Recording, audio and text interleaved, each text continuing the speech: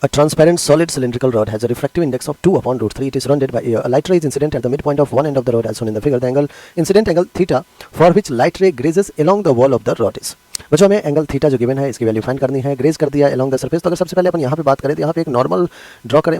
यहाँ से जब नॉर्मल ड्रॉ किया तो ये जो एंगल ऑफ रिफ्रैक्शन है वो कितना है 90 डिग्री. ये एंगल क्रिटिकल एंगल. जब क्रिटिकल एंगल पे इंसिडेंट करोगे तभी तो क्या होगा, ग्रेज करेगा सरफेस को. म्यू की वैल्यू गिवन है बच्चों कितना 2 अपॉन रूट 3. तो यहाँ पे आप कंडीशन लिख सकते हैं कि साइन थीटा सी क्या होता है 1 upon mu, where theta c is critical angle. So theta c will be sine inverse 1 upon mu. 1 बच्चों रेयर मीडियम है और म्यू जो डेंसर मीडियम है. अब आप कहोगे कि सर म्यू की वैल्यू भी पता है, sine inverse of 1 upon mu. Mu कितना है 2 अपॉन रूट 3, तो रूट 3 ऊपर हो गया. यहाँ से हमें थीटा सी कितना आ गया, sine inverse of root 3/2. Okay, sine inverse root 3/2 sine 60 पे होता है. तो थीटा सी क्रिटिकल एंगल कितना आ गया बच्चों यहाँ से 60 डिग्री. लेकिन हमें तो थीटा चाहिए. आइए इस ट्रायंगल को एक बार ध्यान से देखें. यहाँ बच्चों एक आप जो नॉर्मल ड्रॉप किए हो तो ये एंगल कितना है 90, ये क्रिटिकल एंगल कितना 60 डिग्री. तो ये 60, ये 90, तो ये कितना हो गया 30 degree.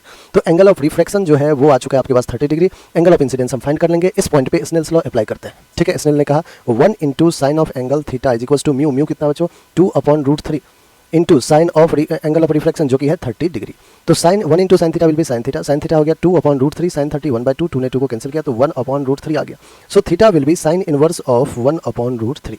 Sign inverse 1 upon root 3 theta है. कौन सा ऑप्शन है, sine inverse 1 upon root 3, option number 2. और यही हमारा बिल्कुल क्या है बच्चों, करेक्ट आंसर है.